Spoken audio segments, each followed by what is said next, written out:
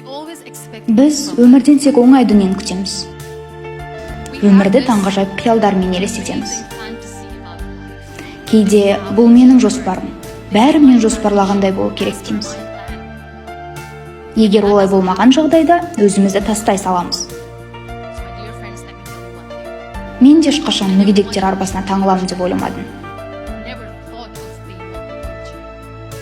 Мақсатым тек биік белестерді бағындыру болды. Бірақ бүгінгі күнге жету үшін төлемнің осыншалықты қымбат боларын білмедім. Өмір бұл сынақ, ал сынақтар соқпақтар. Бізге жіберілетін сынақ ешқашан жеңіл болмайды. Сен өмірден тек оңай дүниені күткеніңде, ол сені құлатады. Сынақтар сені шыңдайды. Өмір соқпақ. Осыны жадыңызда ұстаңыз.